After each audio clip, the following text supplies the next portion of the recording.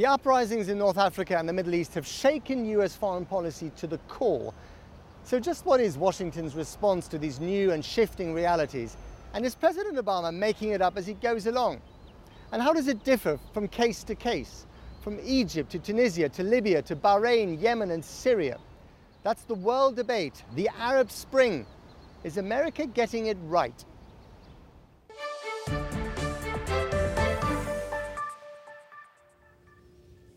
Welcome to the World Debate with me, Matt Fried. We're here in the splendid ballroom of the Willard Intercontinental Hotel, right in the heart of Washington, D.C., just a few steps away from the White House.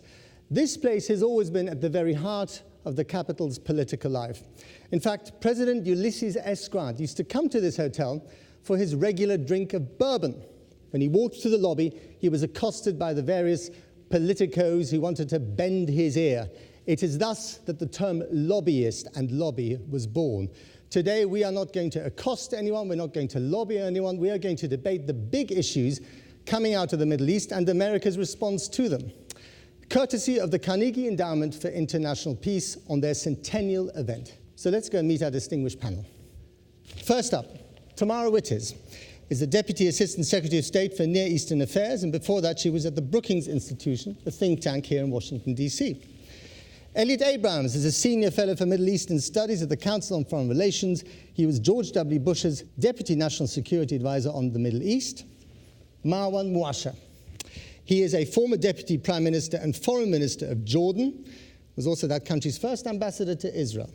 He's now the Vice President of Studies at the Carnegie Endowment. And Michelle Dunn, also of the Great House of Carnegie. She's the editor of the online journal, the Arab Reform Bulletin. And before that, she was a specialist on Middle Eastern affairs at the State Department and the White House for 18 years.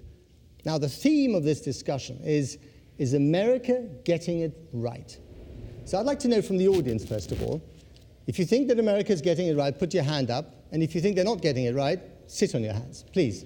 Is America getting it right? Let's have a show of hands. I don't know, I would say that's about roughly half the audience. Tamara Wittes, here for the administration. Roughly half the audience thinks that America is getting it right. Why isn't everyone thinking that America is getting it right?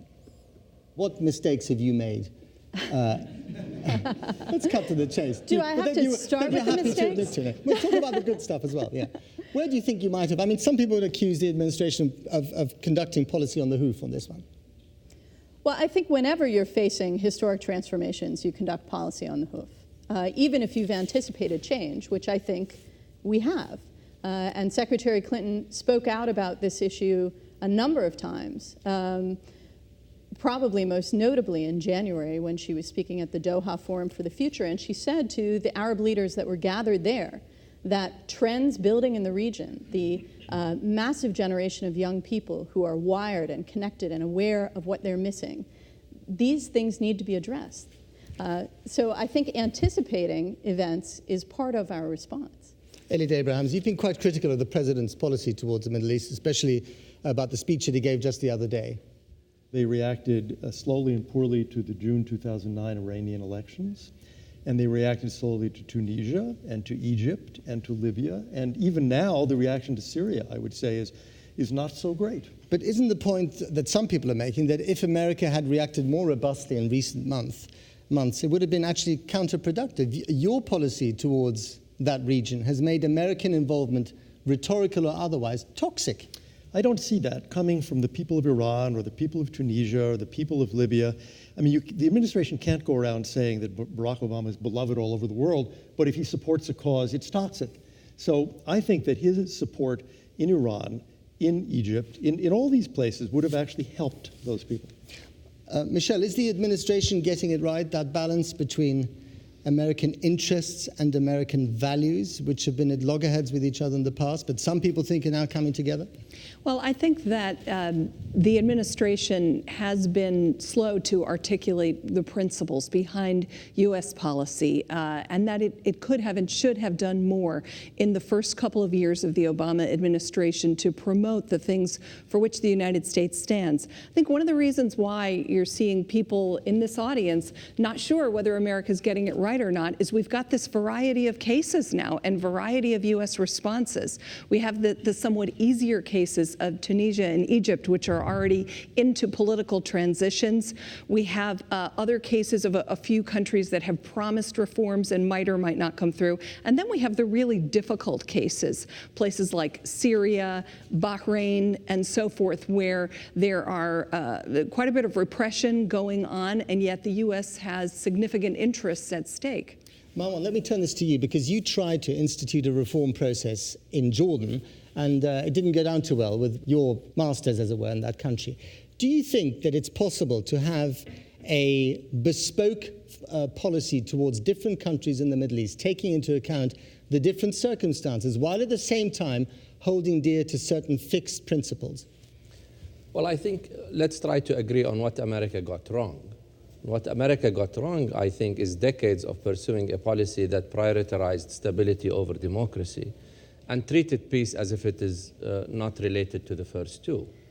So that, I think, both Republican and Democrat administrations understand that they got wrong. The United States so far has not articulated such a policy, which is why the reaction in the audience is mixed. President Obama made a very sort of strong statement that said it will pursue a different policy from now on reform, but the statement was short on specifics. So until there is a clear American policy, I'm not sure we can answer this question, because it is not clear how the Americans will pursue a policy that indeed pursues stability through reform when we are seeing different reactions in Libya, in Bahrain, and elsewhere. I'm just curious, Marwan, when you were foreign minister and deputy prime minister, when you were still working for the kingdom, at what stage did you think this policy of stability over democracy has to change, and what did you do about it? Frankly, when we were working on reform, I never had America in mind to start with. I did it for my own country, and that's how it should be. That's how it should be. I mean, I think America has a role in supporting reform, but without imposing it. And did King Abdullah of Jordan listen to you when he said that? Did he take that point seriously, or did he say this is something we'd like to keep in the long grass? The king was the one that appointed me in the first place to lead the reform process, a process that, of course, went through many difficulties, as we are seeing in different parts of the Arab world. There are, entrenched elites, interests that people don't want to leave, and reform, is not going to come cost-free. Okay, the word inconsistency has been mentioned a few times here. Let me turn to the audience and to you, PJ Crowley. Until this March, you were the spokesman of the State Department. To give you your correct title, you were Assistant Secretary of State for Public Affairs. The voice of Hillary Clinton, if I could put it like that. You have a particular question when it comes to inconsistency. Well, first, I think it's easier to ask questions than to answer them. And I'm very sympathetic to those who are still in government. But certainly the challenge for the 21st century is the nature and quality of governance. Those countries that are well governed will advance. Those countries that are poorly governed will fall further behind. I want to press, first of all, Tamara, but then pick up where Michelle was talking about with the question of legitimacy regarding Gaddafi as a part of the basis for the intervention, which I certainly support. But fundamentally, it's the question of, if Gaddafi proved to be less than legitimate or had eliminated his legitimacy, what about Assad? Or what about Bashir in Sudan? It's got to be more than just the threat to his people. Heck, Kim Jong-il has probably killed or starved more people in North Korea than any of these leaders. But I want to understand, what was the basis for declaring Gaddafi to be illegitimate, and how might that apply to other circumstances in the Middle East or around the world? I love the fact that you used to work for the same boss, by the way. This is great. Tamara, please. Well, to go directly to your question, PJ, I think it is what we saw in Libya was a combination of factors. First of all, that intervention is an international intervention that came about with a civilian protection mission. So you had an urgent threat of mass violence against civilians on the ground, a threat from their own government. You had an international mandate through the UN Security Council. You had voices from the ground in Libya asking for that international intervention, and you had voices in the region asking for that international Where intervention. does that differ from Syria, by the way? I'm sorry to butt in. No, I think that's an important question. The point is, it's not a matter for unilateral action by any single actor. This is a question that the international community has to face. How do we engage together on these questions of the relationship between citizens and government? It's a very controversial topic. It is, as PJ said, a crucially important one, but it's one that we have to face jointly. Your eyebrows are twitching, which tells me you want to intervene here. Okay. It is true that the administration, by waiting in Libya, managed to get more countries involved and get all sorts of international legitimacy. And people died in the time you were waiting. And that's the balance. I mean, I think if the administration had reacted immediately, not started something in Libya, but reacted, forget about the international support. I think Gaddafi, when the opposition had momentum, would have been gone in a few weeks. And you wouldn't have the continued violence you have today. It's a very hard thing to... I think that is an entirely unknowable question. And I think you also have to ask yourself, what would have been the impact on Libya, on political development there, and on the region as a whole, had the United States gone down that path? I think that we have learned a lot in recent years about the unanticipated and undesired consequences of well-intentioned actions. Okay, can I just say, is it not possible that the administration would not have faced this dilemma of military intervention, perhaps a little bit later in the day, only up to a point, if your boss, George W. Bush, hadn't put troops on the ground in Afghanistan and Iraq? Therefore, the presence of American troops or the heavy hand of the American military in that region was by itself a problem. Well, I would certainly take Afghanistan out of that. I mean, Afghanistan was a great international cause. That's why there were dozens of countries that were and are involved. Iraq was not. Iraq was very unpopular. But it seems to me that just as after Vietnam, it took a few years and then people got out of thinking the Americans can never intervene anywhere. I think it would be a terrible mistake if what the lesson we learned from Iraq was any American military intervention is a mistake. I don't think we've drawn that lesson. I think events in recent weeks have proven that that is not the lesson that we've drawn. Well, I think in the case of Libya in particular, an earlier American intervention might have wrapped this thing up more quickly and with a lot less violence. Michelle, there is a military intervention of sorts in Libya. When it comes to Syria, the approach has been completely different. Syria is arguably as brutal as Libya. What should America be doing to respond to the situation there? Well, I think there are a couple of things that explain the difference in the U.S. approach. One of them is that the Syrian revolt has been a slow-moving one. In Tunisia and Egypt and also in Libya, the uprisings took off very quickly. And in Libya, it turned from an uprising to an armed revolt very, very quickly. And then, as Tamara indicated, there was a looming humanitarian crisis. In Syria, this uprising has been persistent but slow-moving. It's as though the temperature is being turned up gradually. And the other very important difference, I think, is that in Libya, there was a consensus in the region because of the Saudi Arabian enmity with Gaddafi. Both the Gulf Cooperation Council and the League of Arab States supported international intervention in Libya, and that made it a much easier choice for the United States and for Europe to get involved, feeling that there was a sense of approval from the region. That's not the case in Syria, which makes it a much more difficult choice. I just want to throw it back to PJ. PJ, do you think that the fundamental difference is that, as Tom Friedman in the New York Times put it the other day rather beautifully, Syria explodes while Libya implodes? In other words, this would have consequences for the region.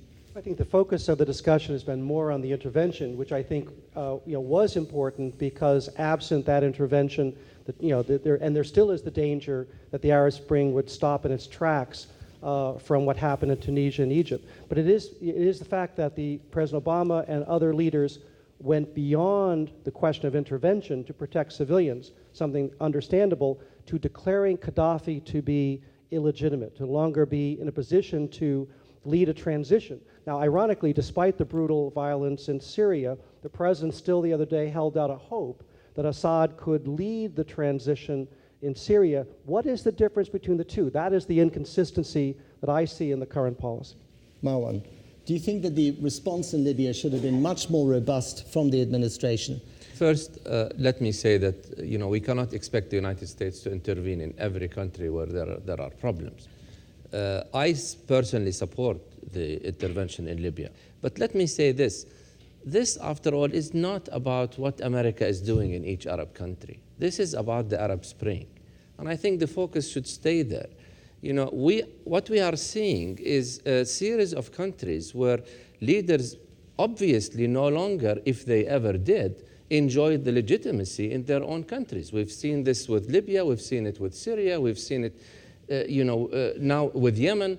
I mean, this is the question to answer. If leaders are willing to kill their own people, that should send a signal that it is time for change. But don't you think that one should listen to those people who say, you know what, America shouldn't get involved at all? Just try and stay away from it as much as possible. But it's not, it's not easy to say this. I mean, you can say this, but of course, America has interests. I mean, and that is why America had a different reaction in Libya than it had in Bahrain. It does not say this all the time very obviously, very clearly, but obviously, the interests in Bahrain are different than those in Libya. And for that matter, the interest in Syria is different than Libya. Okay, and of course, the big elephant in the room that doesn't get mentioned enough these days is Saudi Arabia. And we have a question from the floor.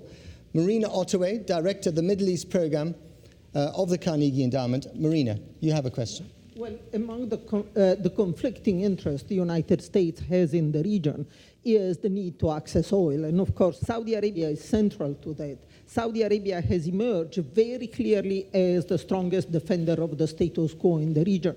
So my question is really, can the United States essentially support the uprising in any form without clashing with Saudi Arabia and therefore undermining its interest in the oil? Michelle, can you take that one?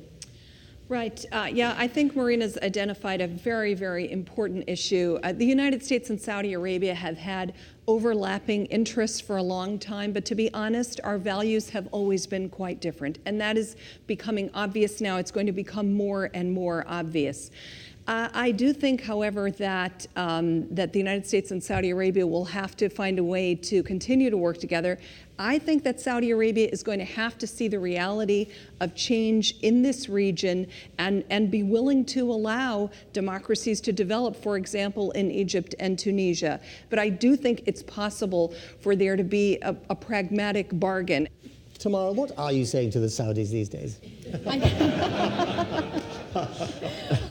I think we're saying to the Saudis things that we've been talking about for a long time, which is that the trends we see across the region are in every country in the region. There is nowhere in the region that is immune from these forces. That means that governments in the region who share our interests and who share a concern for regional stability need to recognize, as Marwan said, that stability will come through a process of reform that revisits the relationship between governments and their citizens, that creates accountability, that creates responsiveness. That's true for every country in the region. That's a regular part of our dialogue. It's also a regular part of our dialogue, not just with governments, but with citizens as well. Did you ever draw a line in the sand for the Saudis? To say, if you step across this line with whatever you're doing in terms of internal reform or the lack of it, and perhaps we won't be sending greetings cards as often as we do? I think the message that you heard from the president last week is that reform is strongly in the interests of the United States because of all these things that we think are important in the region, because of trying to contain proliferation, trying to ensure security for energy supplies. All these things demand stability, and stability comes through reform. That's a consistent message. No, but just before you say that, your government wasn't exactly tough on the Saudis, was it? No, we did something, though, that I think was better. We hugged them tight, and we kept them from deviating very far from American policy. And I like to think, can't prove it, that the relationship we had, which was very close, would have enabled us to perhaps, for example, dissuade them from sending troops to Bahrain. I just want to say, I think, just really following up on... Eliud Abraham said if you had been in charge, you would have said to them, don't send... being in charge. Well, okay, but if you had had a word in someone's ear... The president Bush had a very close relationship with the King of Saudi Arabia and the King of Bahrain. It is possible, I think, that he could have talked to them both in ways that this administration just can't talk to them. I think the problem we get now is we are dealing with the Saudi version of the Brezhnev doctrine.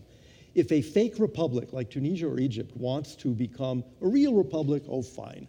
But kings stay in charge. And if a kingdom is going to go democratic, oh, no, we're not going to put up with that. Kings stay in charge, Marwan Russia. Your king is still in charge.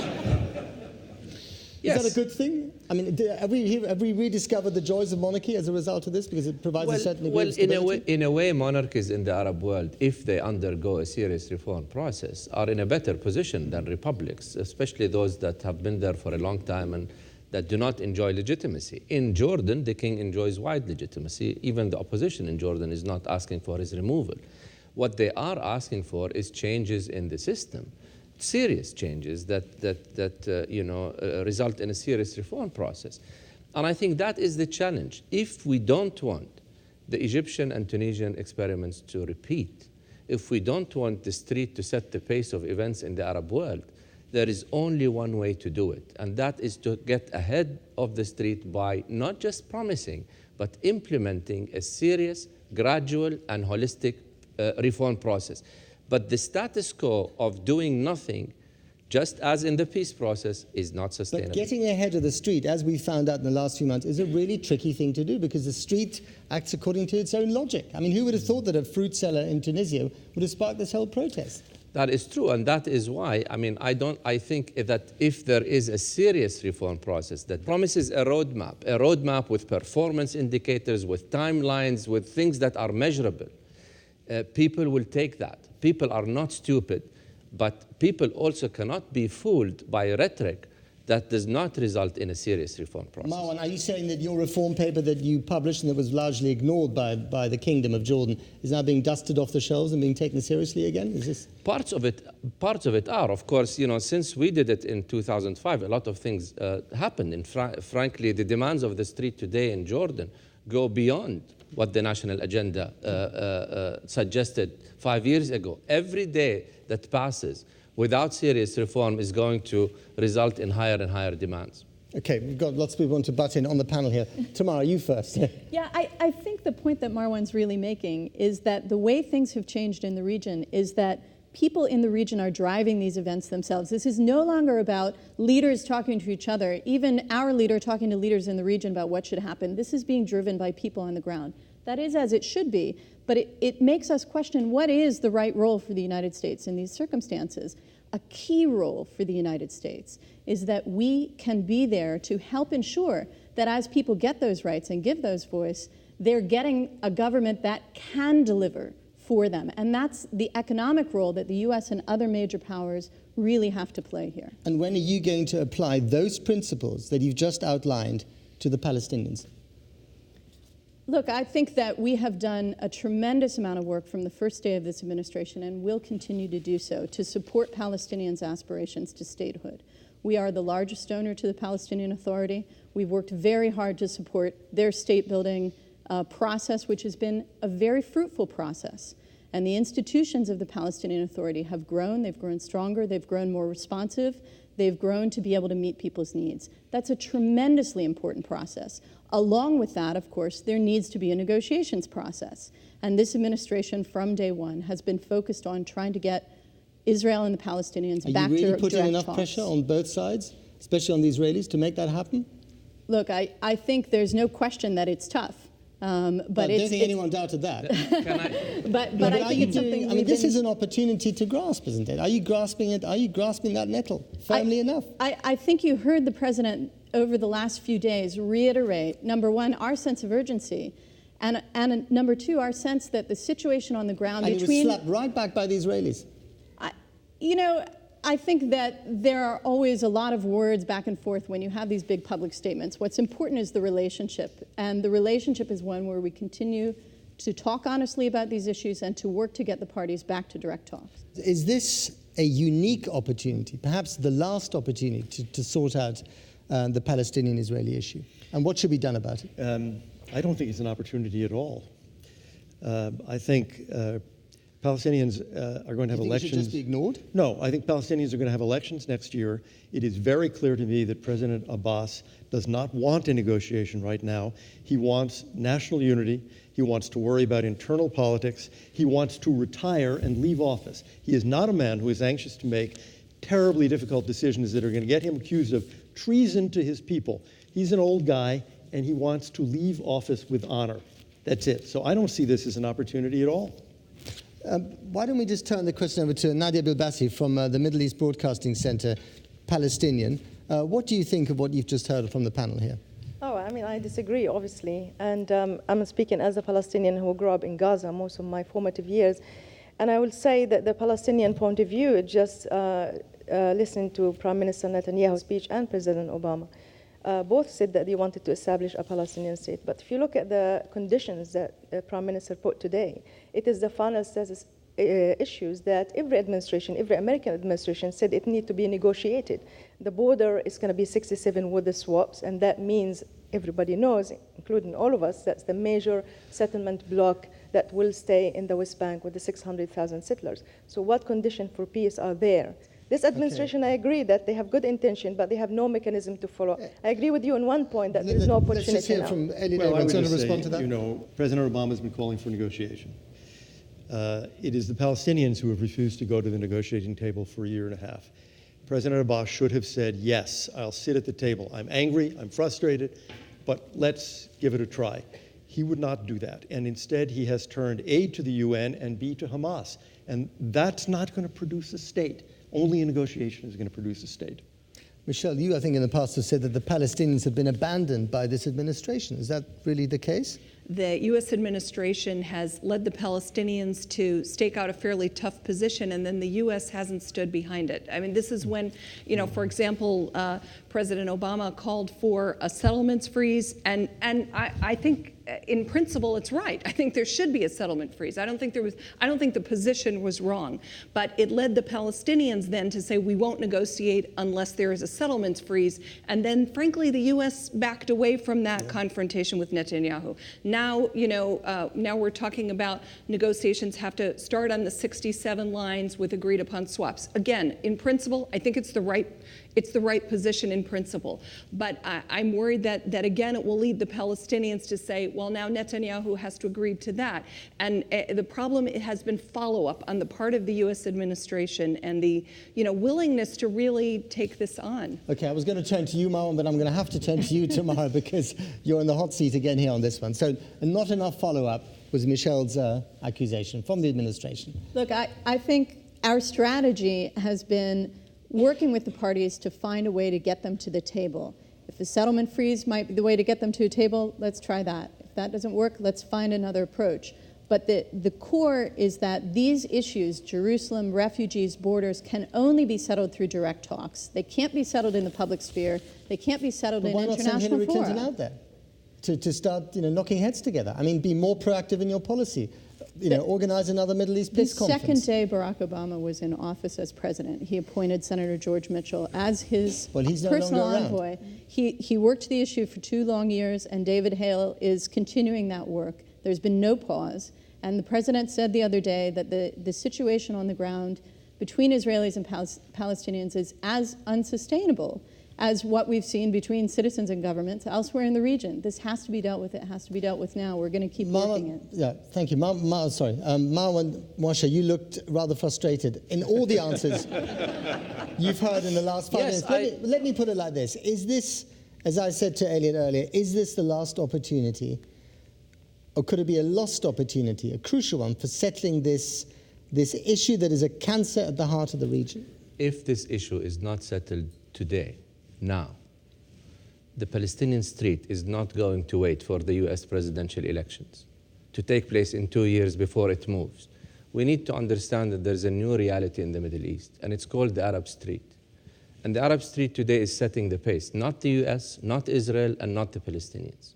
But Elliot, to paint Mahmoud Abbas, the most moderate Palestinian leader that ever came as head of the Palestinian Authority, and say that he doesn't want peace, and then, you know, to implicitly say that Israel under Netanyahu wants peace is an exaggeration.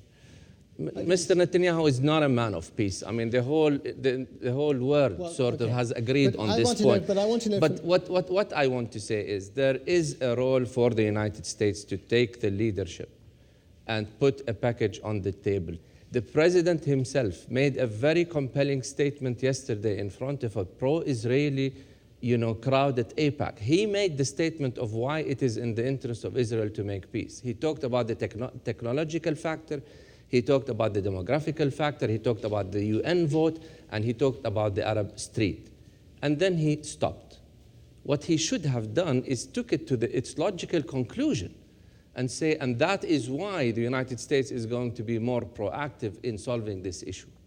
Otherwise, I'm afraid that it might be late. Let me ask you, Elliot. I mean, as the Israelis have said repeatedly themselves, the neighborhood in which they have to live has become much more complicated and much more chaotic. All their assumptions have been blown away by the events of the last few months. What will they do to try and reset an agenda so that events don't control them? Well, first, I think it is wrong to believe that, as Marwan said at the very beginning, this issue is at the center of Arab politics.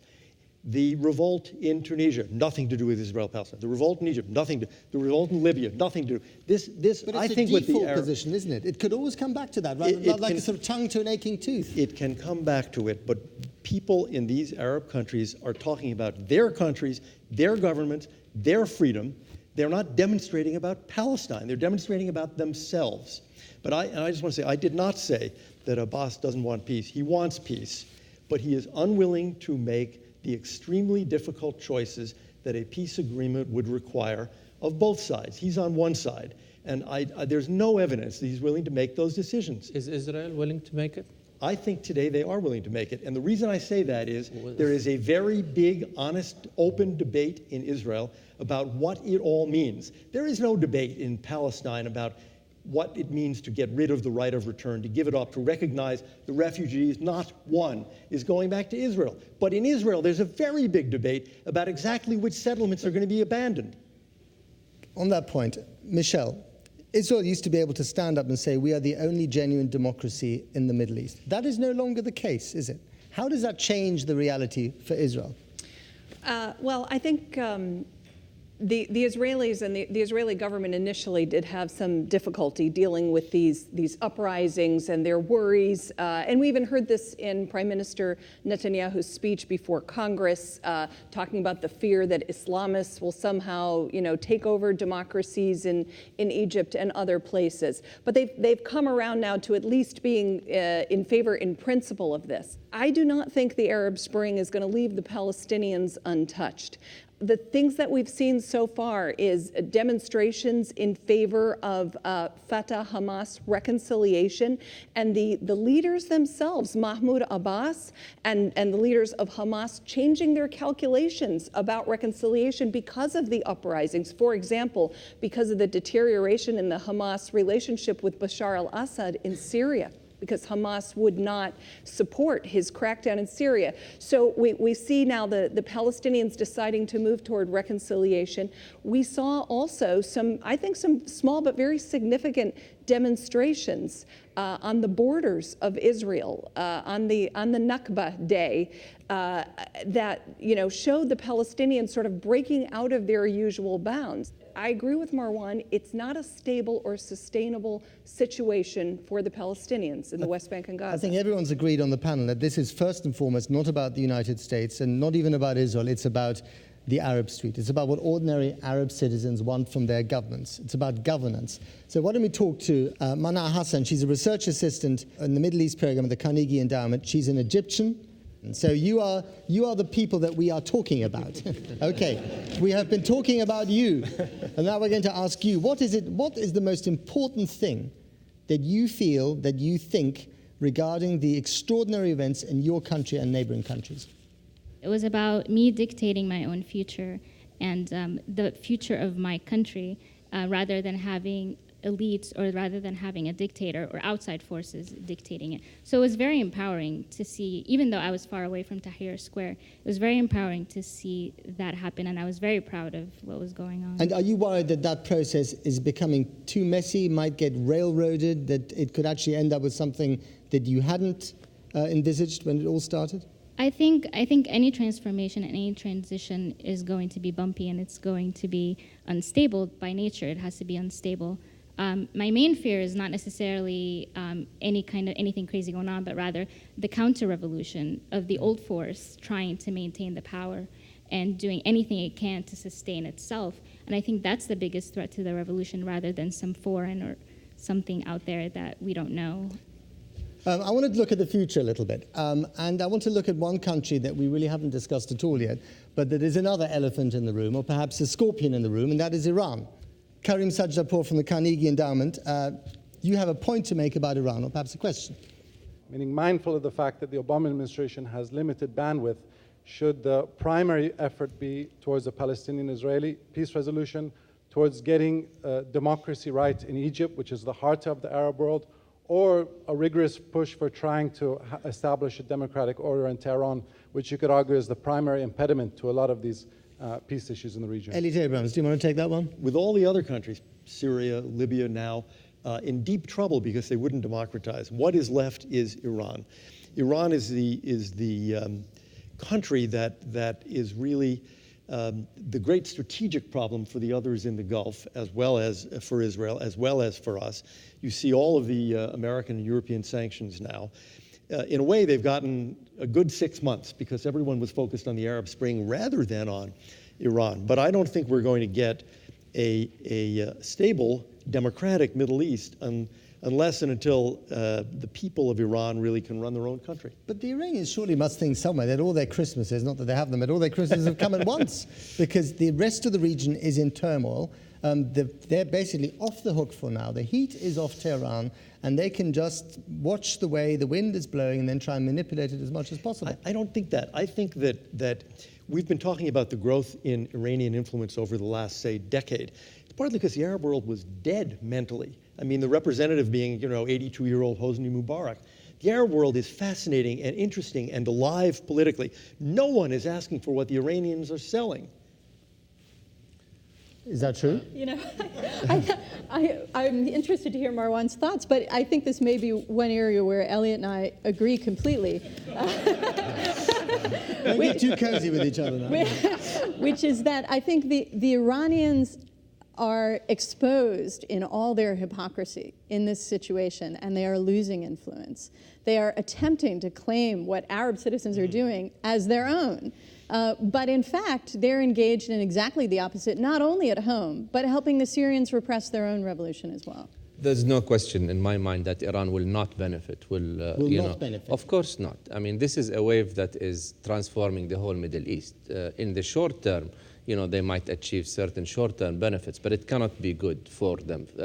After all, let us remember that this whole wave of revolutions or of uprisings started in Iran in 2009 before it even came to the Arab world. I want to ask you, Tamara, does the president regret not having been more vociferous in his support for the reform movements, the demonstrations in Iran after the elections in 2009? Was that an opportunity missed? Look, I think that was a situation where you had a government that was quite clearly prepared to brutally repress any uprising, and it went ahead and did that. And the question we faced is whether we could respond in a way that would make a material difference. But do you regret now that you didn't say more and do more at the time? I think the United States has, did, and always will stand up for people's basic rights and freedoms. We were vociferous in condemning those events, but we wanted, and I think this is important, and I think it's been important throughout the Arab Spring, we wanted to be sure that we were not putting ourselves at the center of someone else's story. And I think that's still true today. But that's not a problem you've had in the last few months in some countries in the Middle East. I think that it has been core to our response that we are looking to respond to those requests that are coming from the region, to respond to the aspirations that are being voiced by people in the region, and to let them tell their own story and lead their own story. It's not for us to take it Michelle, over. Can okay. I just add one short thing in support, now that we're allies, in support of what Tommy said. I think there's a desire on the administration to avoid a kind of Budapest 1956. And I think that's something to be careful of. That is, we don't want to say, let's say in Syria, everyone should get up and revolt, and then they massacre 20,000 people, and we're sorry we said it. So one does have to be careful about that. But is it not the case, as some people have said, that if your administration had done more in 2009 in Iran, it might have made the difference? Michelle. I thought I saw in President Obama, when he made his speech on May 19th, sort of a a hint of a feeling of regret when he spoke about sort of being seared by the memory of what happened in 2009 in Iran. And, at that time, the administration still had hope that talks with Iran were going to somehow resolve this nuclear issue. I think they can see now that that's very, very unlikely to be the case.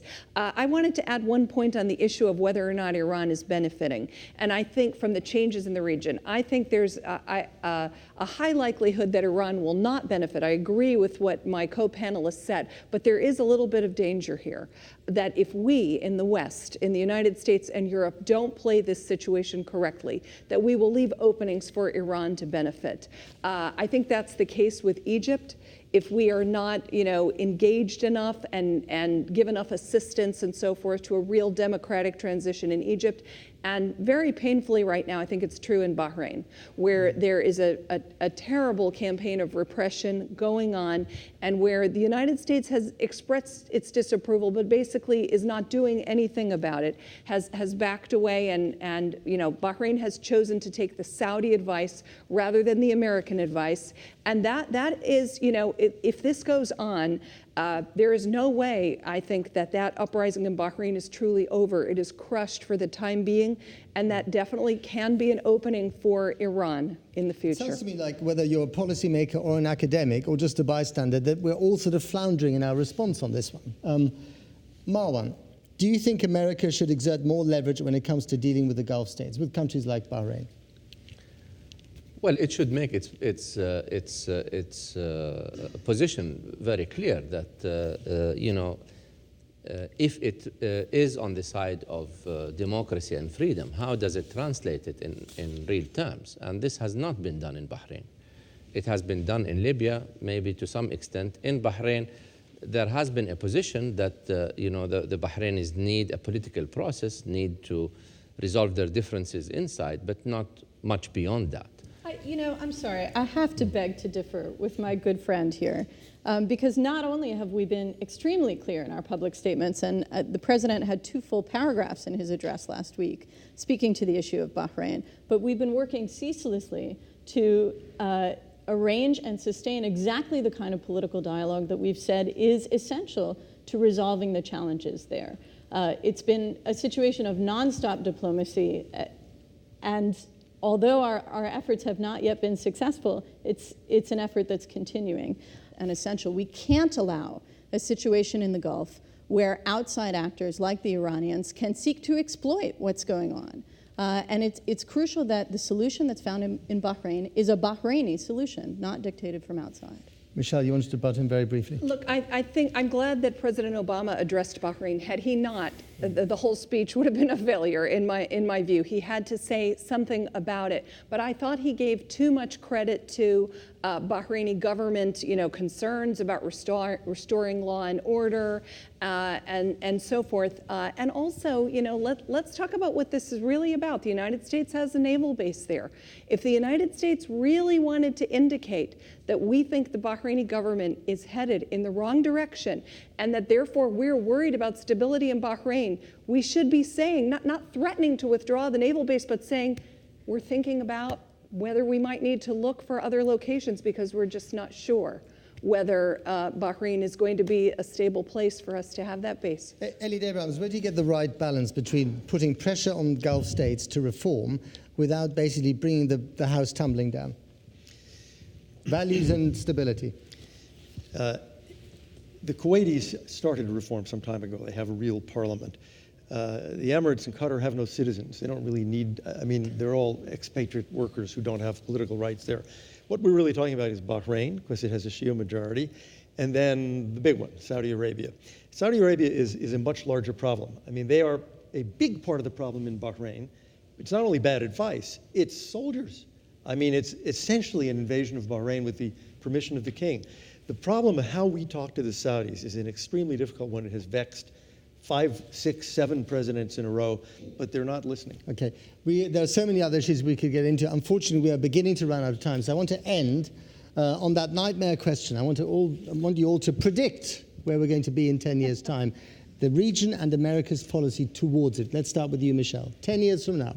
I do think we'll see at least a few successful democracies in the Arab world 10 years from now, and probably still, a patchwork of other arrangements, monarchies that may or may not be reforming and so forth. But I have to say that I think between now and that 10-year mark, there's a lot of rough road. Okay, Marwan? Not every Arab country will be democratic in 10 or 15 years, but the overall situation will be much better than what it is today. The important thing to know is that there is a new element now, and this feeling of helplessness, of powerlessness that permeated across the Arab world is no more. Edith Abrams. Essentially agree. There'll be ups and downs, as in Latin America, as we see, and even in Europe and Ukraine. Some countries will snap back into dictatorship, but I think 10, 20 years from now, the region will look a lot better and a lot freer. That's very optimistic. Yes.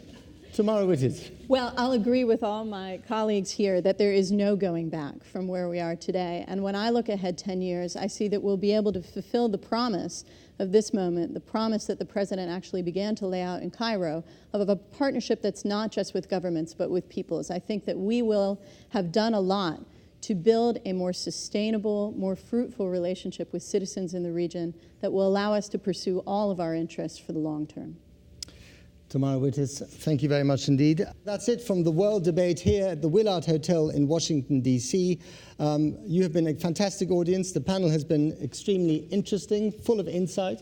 Thank you very much, of course, also to you, our global audience on BBC World, on BBC Radio, and BBC Online. From all of us here at the World Debate in Washington, D.C., and from me, Matt Fry, it's goodbye.